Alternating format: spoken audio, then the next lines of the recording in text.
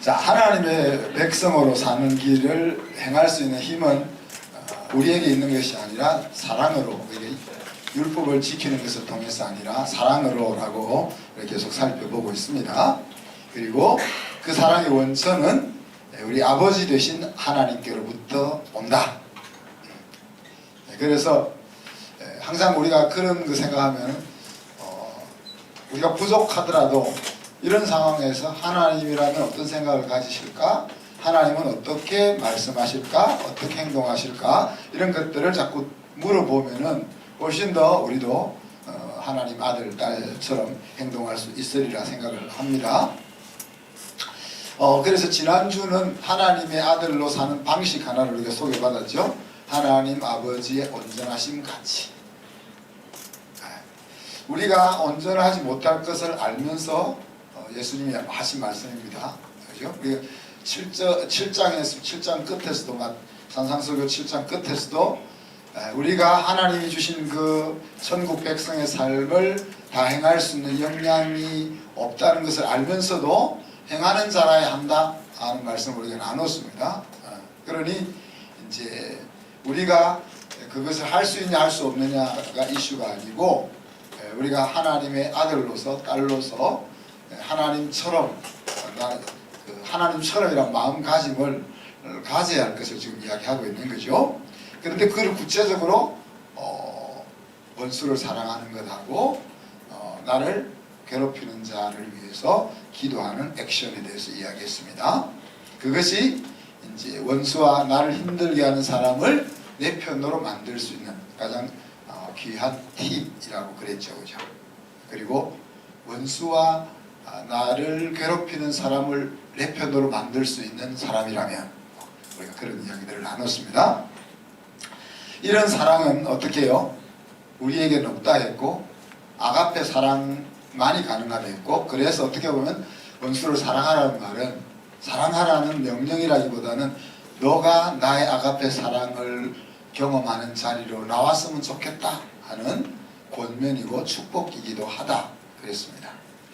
어떻게 사랑할 거냐 하는 것은 상황에 따라서, 사람에 따라서 다 다른 거죠.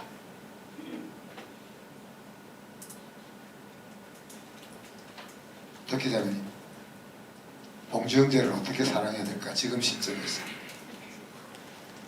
20년 전 결혼할 때랑 지금 해줘야 될 사랑은 다르잖아요. 그죠?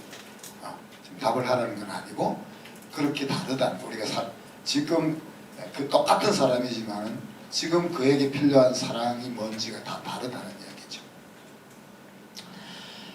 자, 지난주에 옆에 있는 사람을 향해 사랑하자 했었는데 잘 하셨죠? 옆에 있는 사람에게? 네. 누구를 물어볼까요? 미영자매 잘 하셨나요? 정식이 일어났는데 항상이란 말은 우리가 항상 조심해야 돼요. 항상 사랑한다는 말, 항상 사랑 안 한다는 말하고 소통할 수 있기 때문에 진짜 오늘 1부 예배 때는 우리 정혜 자매가 아들한테 사랑을 했다고 하더라고요.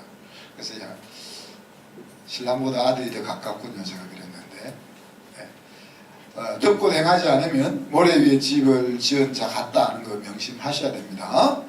자, 오늘부터 3번에 걸쳐서는 그 경건한 신앙의 대표적인 실천 덕목 3가지 뭡니까? 구제, 기도, 그리고 금식에 대해서 살펴보도록 합니다. 하나님 앞에서 살아가는 성도라면 떨어질 수 없는 3가지죠. 이것은 우리가 장려할 만한 신앙의 행동인데 그렇지만 이것이 경건한 신앙으로 신앙일 수도 있고 아니면은 종교 활동일 수도 있습니다. 어떻게 하면 우리가 이것이 하나님 앞에 살아가는 경건한 신앙의 행동이고 어떻게 하면 이것이 종교 활동인지 하는 것들을 항상 생각할 필요가 있습니다. 오늘 예수님께서는 4절 끝에 보면 너희 아버지께서 갚으시리라 이렇게 상에 대해서 언급하시죠. 어제 이제 우리 초등부하고 청소년 애들하고 저기 우리 수지구 체육대회 나갔거든요. 수지구 체육대회 나가서 이제 그런 대회하면 항상 저기 뭐 시장상, 뭐 이제 국회의원상 이런 거 표창을 한단 말이에요.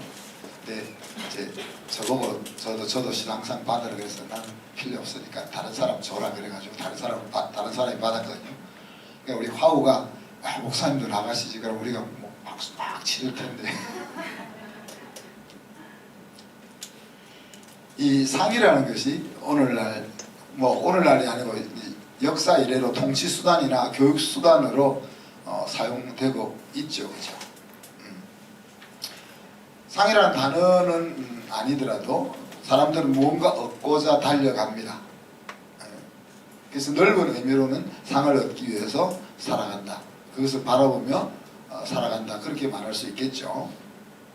마태복음 6장에서는 3번이나 이 상을 언급합니다. 조금 전에 말씀드렸던 것처럼 구제하는 사람에게 하나님이 주실 상, 기도하는 사람에게 하나님이 주실 상, 그리고 금식하는 우리 원정 교사님 못 받는 상. 그리고 뿐만 아니라 성경 곳곳에 또 하나님께서 이 상을 언급하죠. 계시록에 보면 박해를 충성스럽게 견딘 사람에게는 생명의 면류관이라는 상이 기다리고 있다. 또 우리가 마태복음 5장에서 살펴보았던 내용을 보면 하나님 생각하며 모욕을 참은 자에게는 어떤 상인지는 모르지만 하늘의 상이 기다리고 있다. 그런 표현이 있습니다. 마태복음 10장에 가니까 예수 이름으로 냉수 한 잔 베푼 것, 그것도 하나님이 잊지 않고 상을 준비하고 있다. 그랬습니다. 냉수 한 잔, 냉수 한 잔, 여러분 냉수 한 잔이 귀한 장면이 기억나시는가요? 영화 속에서 빵을 드릴 텐데 배너 장면 속에서 이까지 팁을 드렸으면 영화를 안 좋아하시는군요. 예수님이 십자가를 지고 갈 때 지쳐서 쓰러졌을 때 배너가 물을 떠주려고 하잖아요. 물론 빙빙 발로 차가지고 예수님이 물을 못 먹었지만 그때 물 한 잔. 또 베너가 노예선으로 끌려가면서 인생을 포기하고 사막에서 쓰러졌을 때 누군가가 와서 물을 한 잔 주는 그 한 잔, 그런 물 같으면 뭐 사실 굉장히 소중한 물이죠. 그런데 여기서 말하는 냉수 한 잔은 어떤 그냥 우리가 빵 하나 달라 하면 약간 머뭇거리지만 수돗물 한 잔 달라 하면 거의 대부분이 거절하지 않을 수 있는 정말 아무것도 아닌 베품, 그것에서도 하나님이 기억하고 상을 준비하고 있다 그랬습니다. 달란트 비유에서는 뭐였습니까? 충성된 종에게 왕의 기쁨에 참여하는 상이 주어진다 그랬습니다. 또 마태복음 25장 끝에 보면 마지막 날에 심판할 때 염소와 양 이야기를 하면서 양들에게는 어떻게 해요? 영생이라는 상이 준비되어 있다 말했습니다. 그래서 그 성경이 예수 상과 벌에 대해서 분명하게 언급하고 있다는 사실을 우리가 좀 생각할 필요가 있습니다. 사람은 이제 목표 없이 그냥 힘차게 달려갈 수 없는 존재가 아닌가 그렇게 생각할 때 예수님이 이렇게 하나님이 상을 말씀하고 있다고 봅니다.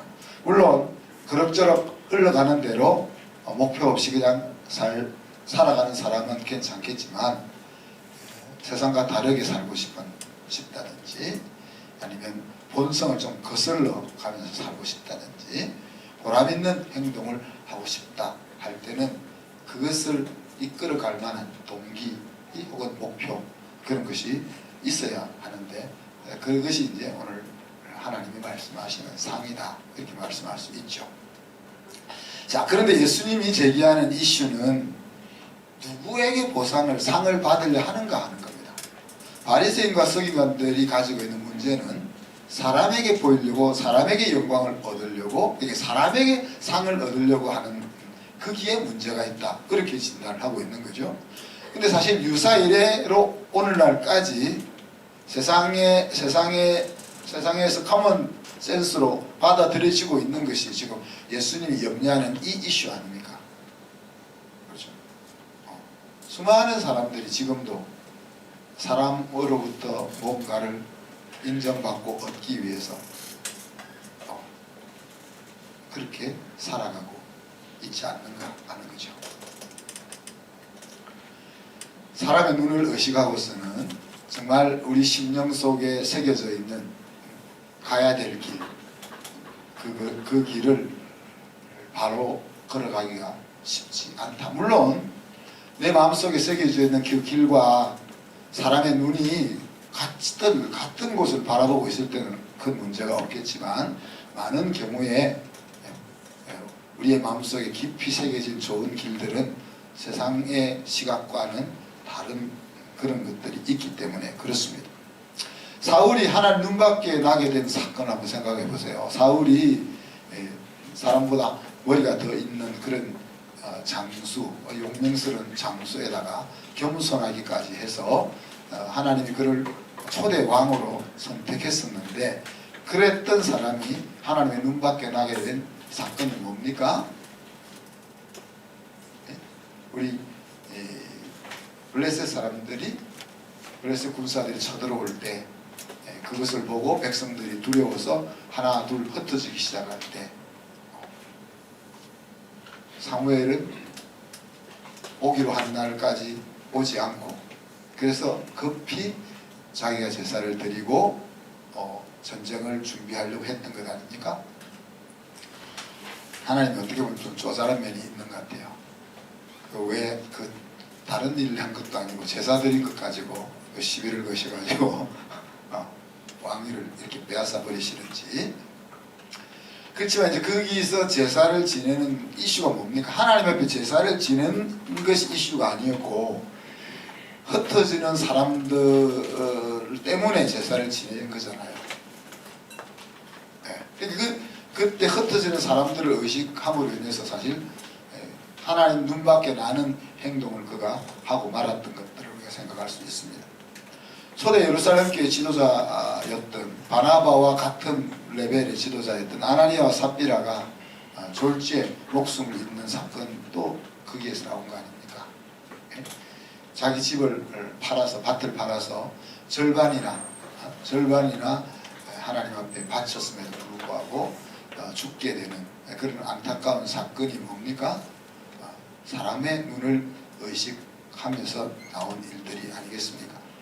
우리가 인생을 살아가면서 인간관계를 잘 맺는 것은 굉장히 중요하죠. 그러나 이 사람을 의식하는 것과 사람과 좋은 관계를 유지하는 것과는 엄밀하게 차이가 있다는 것을 생각해야 하겠습니다.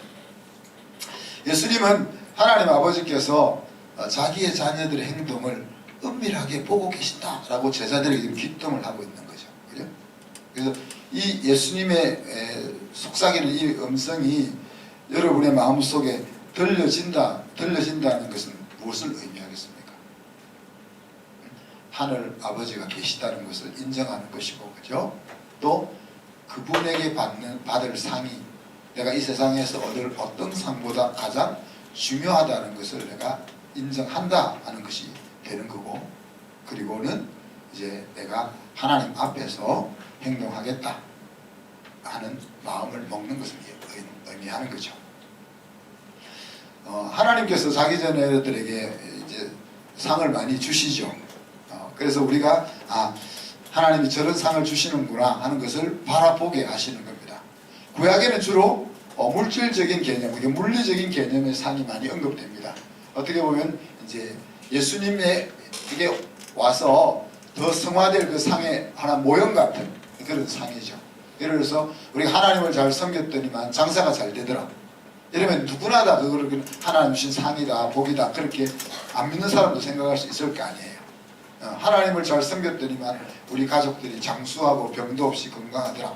그러면 주변에 있는 사람들이 다 하나님이 주신 복이구나, 이런 것을 다 알 수 있지 않겠어요?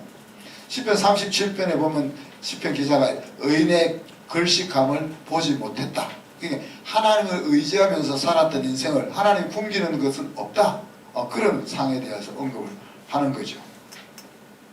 또 창세기에 보면 아브라함, 이삭, 야곱, 요셉 계속 나오는 것이 하나님이 함께 하시고 하나님이 형통케 하시고 거부가 되고 그런 말들이 계속 언급됩니다.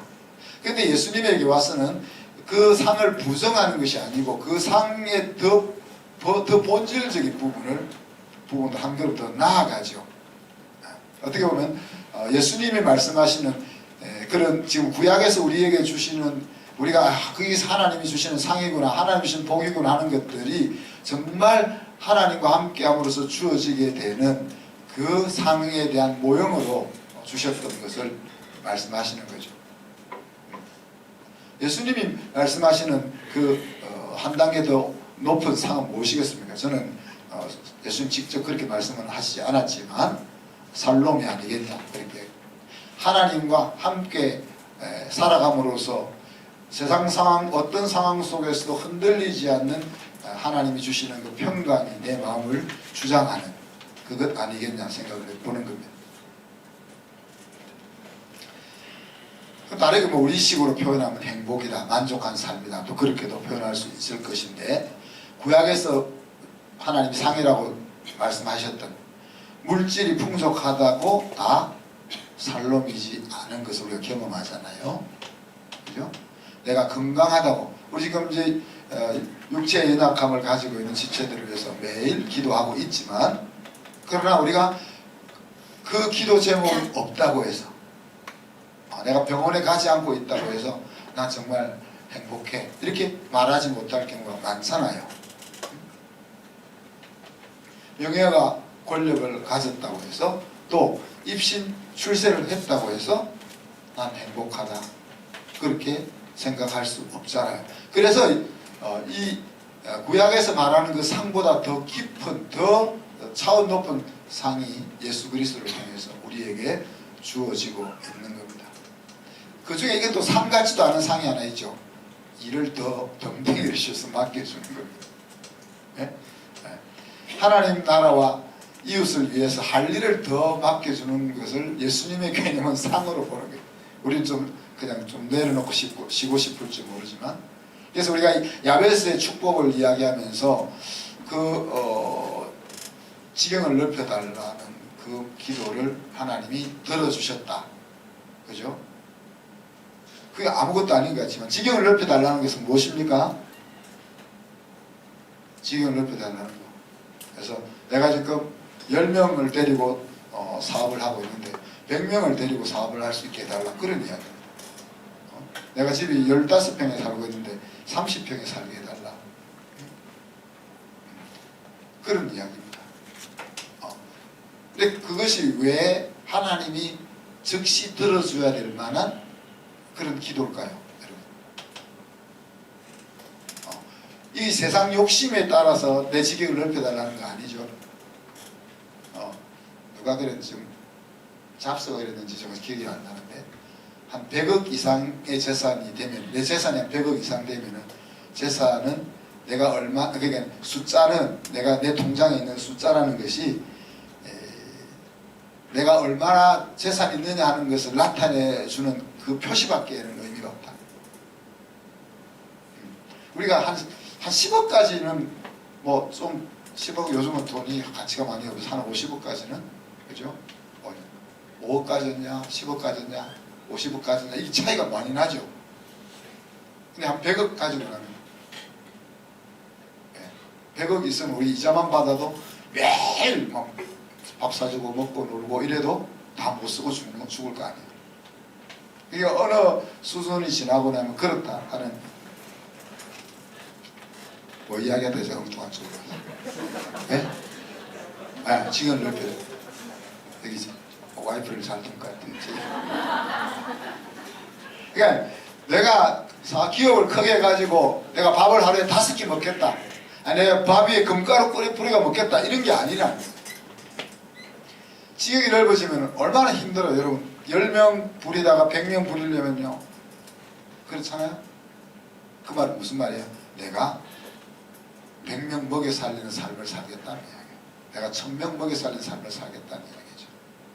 그래서 하나님이 우리가 똑같이 사업을 번성케 해달라고 기도하더라도 그 기도가 다르다는 이야기죠. 똑같이 집을 내가 넓혀달라 하더라도 그 기도가 다르다는 얘기. 그러니 이제 하나님, 예수님께서 말씀하시는 그 복의 개념이 또 덤탱이 씌워주는 그런 복도 있단 말이에요. 마태복음 25장에 보면 달란트 비유에서 충성된 종에게는 어떻게 했어요? 야, 너 5달란트 남긴다고 얼마나 수고했냐, 이제 좀 쉬어라, 그렇게 해야 되는데, 그죠? 10문화를 남긴 사람에게는 너 쟤는 1문화 남긴다고 조금밖에 수고 안 했는데 너 얼마나 수고했냐, 좀 쉬어라, 그래야 될 텐데 10골을 맡아서 다스리라 그래. 여러분 어떻게 생각하세요? 총명한 선생에게 총명한 제자가 있으면은 유능한 제자는 야, 이제 넌 됐으니까 공부 그만해, 그렇게 합니까? 더 어려운 문제, 더 힘든 과제를 내주죠.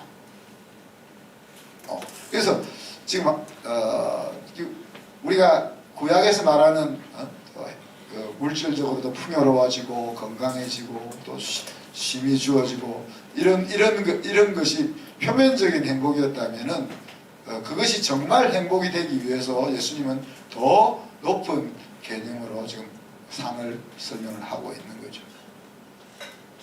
자, 그런데 하나님께 상을 받는 구제는 어떤 것이냐는 겁니다. 오늘 1절에 보니까 뭐라 했어요? 잠깐만요. 2절입니까? 잠깐만요. 여기 1절입니다.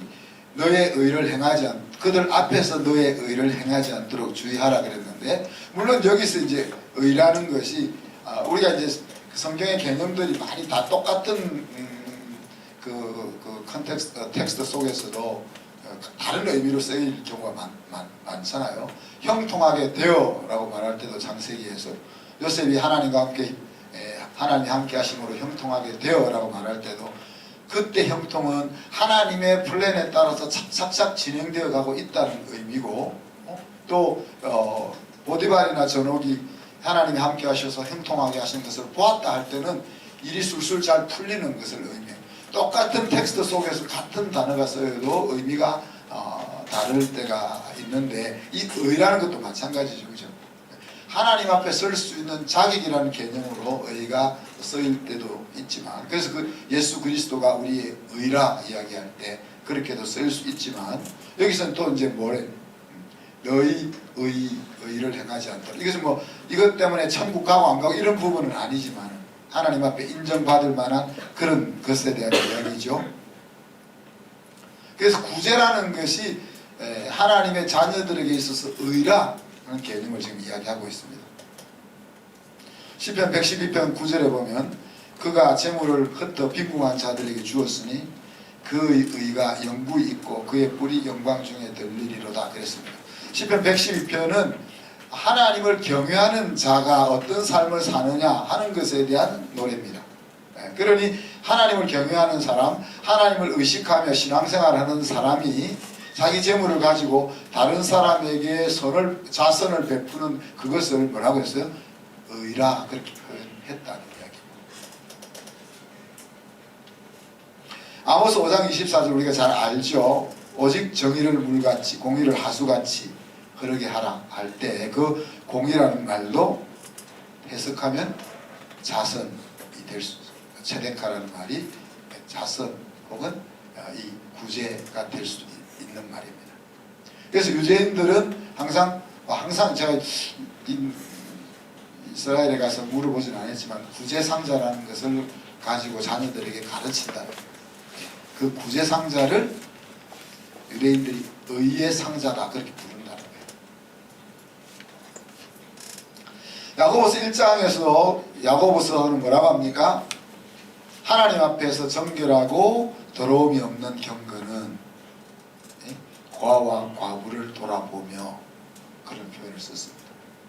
이게 하나님 앞에서 정말 바람직한 신앙생활이라는 것은 그렇게 이야기하고 있는 거죠. 구제가 천국 가는 조건은 아닌 거는 다 아시죠, 그죠? 구제가 천국 가는 조건이 아닌 것은 분명한데, 그런데 천국 가는 사람은 다 구제한다는 거예요. 구제를 해서 천국 가는 것이 아니고 천국 갈 사람들은 구제를 하는 거예요. 왜? 하나님의 자녀들은 하나님의 성품을 가지고 있기 때문에 하나님이 주신 것을 가지고 연약한 사람이 보면 돕게 된다는 이야기예요. 이렇게 하나님을 향한 신앙을 가지고 구제할 때 하나님이 보상을 약속하고 있습니다. 잠언 11장에 보면 풍족하게 해주시겠다. 잠언 28장에 보면 궁핍함이 없게 해주시겠다. 돈이 많이 있어도 항상 궁핍하게 사는 사람이 있고 가진 돈이 적어도 풍족하게 사는 사람이 있다는 것도 생각을 해보시기 바랍니다. 또 시편 41편에 보면 그런 자는 고통을 받는 일을 만났을 때 하나님 구출해 주신다 하는, 또 시편 12편을 보면 영화를 얻게 해주는 상을 준비하고 있다. 또 누가복음 14장에는 우리 부활할 때 영원한 부귀를 준비하고 있다 그렇게 이야기했습니다. 그런데 이것이 이런 하나님의 보상, 하나님의 상을 받으려면 어떻게 해요? 하나님 앞에서 이루어질 구제, 하나님 앞에서 이루어지는 자선에서만 해당된다는 이야기입니다. 바리새인의 잘못된 구제는 뭡니까? 1절에서 사람에게 보이려고, 2절에서 사람에게 영광을 얻으려고. 물론 사람에게 보이려고 하는 것과 사람에게 영광을 얻으려고 하는 것이 나쁜 것은 아닙니다. 초점이 사람에게 있는 것이 문제가 되는 거죠. 자기가 가지고 있는 아량을 과시한다든지 산사를 받고 싶다든지 자기 의를 내세운다든지 이런 것이 목적이 된 것이 문제지, 사실 종교가 사회적으로 건전한 종교가 사회의 도덕적인 뭐랄까요, 도덕성을 유지해주는 긍정적인 면이 있잖아요. 사이비 종교 말고. 물론 우리 신앙이 그 종교에 머물러 있어서는 안 된다고 우리가 이야기하지만은 종교가 주는 사회의 순 기능들이 있지 않습니까? 그처럼 우리가 바리새인이 하는 그 구제 우리가 쉽게 하고 있는 그 구제도 사실 세상에 유용한 부분이 많이 있죠. 그러나 이제 하나님이, 예수님이 오늘 우리에게 요구하는 것은 그냥 그런 차원을 넘어서 영원한 세상에서도 의미가 있는 그런 구제가 되는 길을 말씀하고 있는 거죠. 세상에서 상을 이미 받았기 때문에 하늘에서 받을 상이 없는 그런 인생이 아니고 하늘에서 상을 받을 수 있는 그런 구제를 이야기하고 있습니다. 자, 그런데 3절에 보면 경건한 구제를 어떻게 표현하고 있습니까? 오른손이 하는 것을 왼손이 모르게.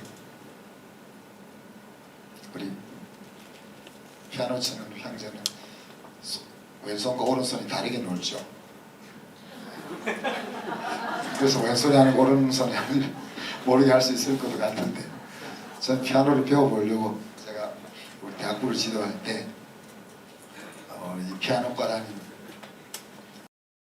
여학생한테 저는 테니스를 가르쳐주고 나는 피아노를 배우자 이렇게 바타 시스템을 했거든. 그래서 저는 테니스를 가르쳐줘가지고 그 학생이 학교에서 A를 받았어요. 그래서 저는 이 손가락이 따로 놀지를 못해가지고 중간에 피아노 배우는 거를 포기했습니다. 이제 다시 한번 시작을 해보긴 해야 될 텐데. 자, 그러면 이제 오른손이 하는 거를 왼손이 어떻게 모를 수가 있습니까? 오른손이 하는 걸 왼손이. 그러니까 그럼 예수님이 그렇게 말할 때 오른손이 하는 것이 왼손이 모르게 구제하라 할 때 그 원리를 우리가 좀 생각해 볼 수 있는 거죠. 그죠?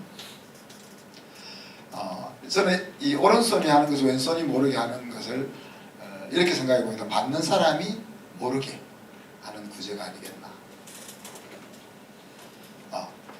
자, 누가 나에게 돈을 주면은 여러분 어때요? 우리 집 사람한테 돈 주면 욕먹어요.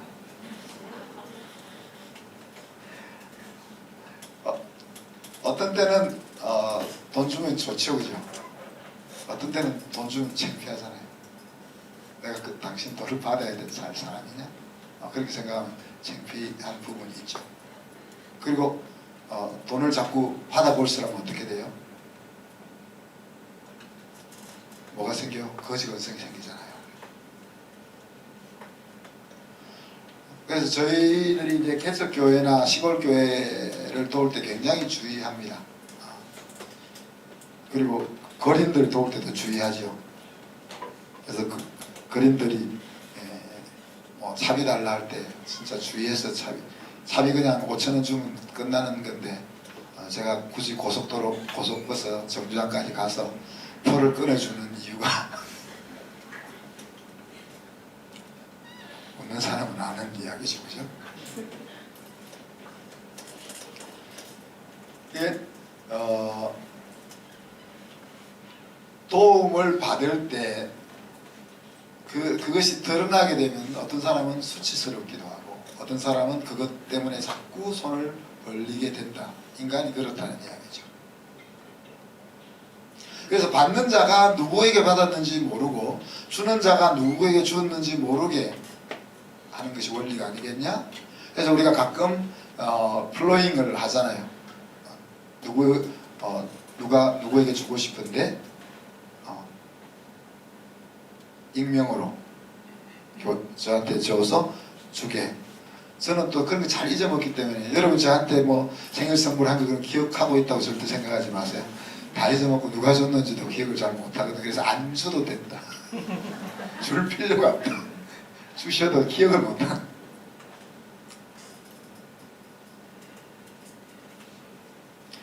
그래서 랍비들은 때로는 이렇게 길을 가다가 가난한 사람이 있으면은 일부러 돈을 주머니에서 흘린다고 합니다.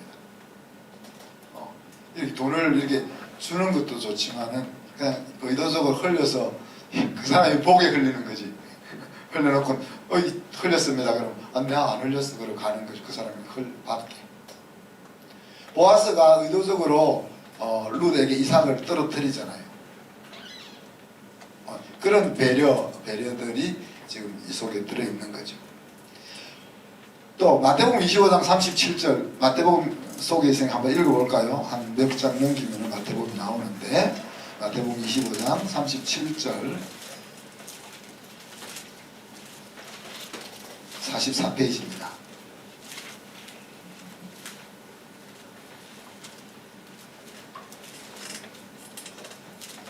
같이 한번 읽어봅니다. 이에 의인들이 대답하여 이르되 주여 우리가 어느 때에 주께서 줄인 것을 보고 음식을 대접하였으며 목마르신 것을 보고 마시게 하였나이까. 거기까지만 봅시다. 물론 여기서 이 의인들이 음식을 대접하고 목마른 자에게 물을 마시게 한 것이 예수님이 옷 입고 딱 나타나서 그렇게 한 것은 아니죠. 그렇지만 이제 오늘 이 의인들은 자신이 했던 그 구제를 잊어먹어.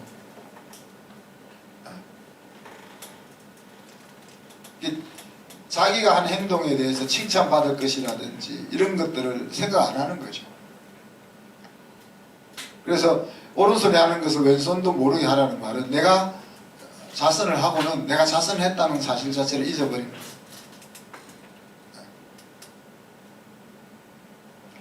또 한 가지는 오른손이 하는 것을 왼손이 모르게 한다는 그 의미 속에 하나님이 보신다는 의식을 가지라는 것이라고도 생각해 볼 수가 있을 것 같아요. 은밀한 중에 하나님이 보신다. 이제 야 너희들은 모르지? 그래서 우리가 희죽희죽 웃을 수 있는 거죠. 몰래 구제하면서 왜? 나는 다른 사람은 다 모르지만 하나님이 지금 보고 있다는 것을 생각하면 웃음이 나오는 거죠. 우리가 최소로 주목하면 하나님은 최대로 주목한다는 걸 기억하는 겁니다. 그리고 마지막 하나만 더 생각해 보면 마지막 인생 마지막 공개되는 자리에서 받을 상을 기다린다는 의미라는 거예요. 그죠? 히브리 11장 6절에 보면 하나님께 나아가는 자는 그가 계신 것과 그에게 상 주시는 자이심을 믿어야 할지니라 그랬잖아요. 그러니까 하나님 이름으로 이 세상에 살면서 행했던 것에 대해서는 앞에서 우리가 얘기한 것처럼 물 한 잔 준 것까지 하나님이 잊지 않고 기억하고 거기에 대한 상을 준비하고 있다 하는 이 의식이 우리가 오른손이 하면서도 왼손이 모르게 할 수 있는 것이 아니겠냐 생각을 해보는 겁니다. 오늘 말씀의 엑스티킷은 하나님의 상이 나에게 중요한가 하는 겁니다. 앞에서도 언급한 것처럼 의무감이나 또 명예욕이나 또 동정심에서 우리가 구제할 수 있습니다. 그리고 그것도 나쁜 것은 아닙니다. 그런 것들이 다 사회를 유익하게 만드는 거죠. 그러나 예수님은 세상에 감동을 주는 구제를 이야기하는 겁니다. 보통 세상은 뭔가를 투자하면 그에 대한 기대를, 뭔가를 받을 것을 기대하는 것들이 모든 사회에 딱 이 커먼 센스로 자리 잡고 있는데, 상을 받을 일을 하면서도 상을 생각하지 않는 삶은 사람들에게 감동을 일으킬 수 있는 내용이 되는 거죠. 사람으로부터 어떤 상과 칭찬도 바라지 않고 하나님의 상을 바라면서 하는 구제, 그것이야말로 오늘 예수님이 말하는 경건한 신앙이라는 거죠. 이제 우리가 해야 될 일이 뭡니까? 그러면 구제 주머니를 만들어야 돼요. 옛날 이제 우리가 어릴 때, 저는 어릴 때 교회를 안 가서 잘 모르겠는데, 이제 우리 장모님이나 또 우리 장모님이 어릴 때 교회 가면은 옛날에는 교회에 그 뭡니까? 성미함이 있어요. 성미함. 제가 전도사로 왔을 때도 서울에 교회 할 때 한쪽에는 헌금함, 한쪽에는 성미함이 있었어요. 그럼 나이 드신 권사님들이 오시면서 자루에다가 이렇게, 그러니까 그 성미 주머니가 집집마다 있으니까 우리가 밥을 하려고 쌀을 헐 때 오늘 먹을 밥에서 한 숟갈 떠서 이렇게 성미함에 넣으니까 쉽게 이 된단 말이에요. 요즘 여러분이 목회자들이 먹고 살 걸 충분히 주니까 괜찮지만 그 당시에는 먹고 살 걸 충분히 못 드리니까 그렇게 쌀을 목사님 잡수는 양식으로 그렇게 해서 이제 그 부족한 것을 채워 드렸던 거죠. 여러분의 감동이 되는 대로 주머니를 크게 만들 사람 크게 만들고 작게 만들 사람 작게 만들고 구제의 주머니를 만드시기를 바랍니다. 그리고 우리가 다르게 얘기하면 천국 통장이다 그렇게 말하죠. 그리고 구제하는 것은 천국 계좌에 송금하는 방법입니다. 이 말씀을 준비하면서 또 하나님이 안 생각해도 될 생각을 또 하게 하십니다. 네가 천국 통장에 송금한 거하고 이 땅에 살면서 쓴 거하고 금액을 한번 비교해봐라 이 생각을 또 주시더라고요. 물론 우리가 이 세상에 살면서 들어가는 비용이 천국으로 송금한 것보다 월등히 많을 수밖에 없을 것 같아요. 아니면 뭐 대기업 사장이나 되면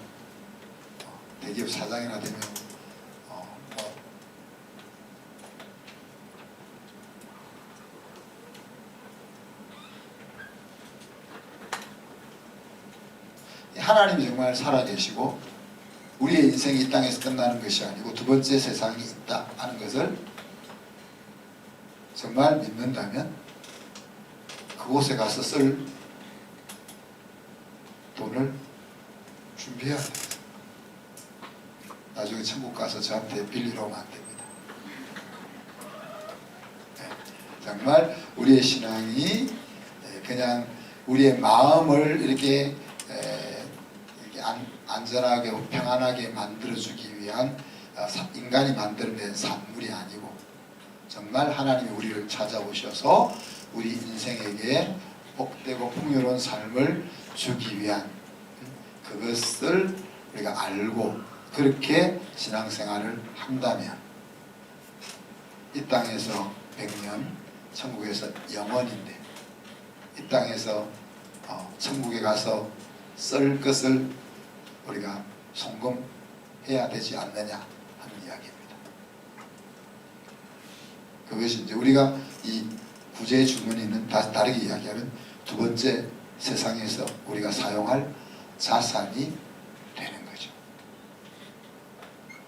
말씀 생각하면서 기도합시다. 하나님의 상을 바라보며 살게 해주시옵소서. 그리고 천국의 계좌, 천국 계좌에 송금, 실질적으로 송금을 통해서 실질적으로 천국의 삶을 기대하며 사는 우리가 되게 하여 주옵소서. 같이 한번 기도합니다.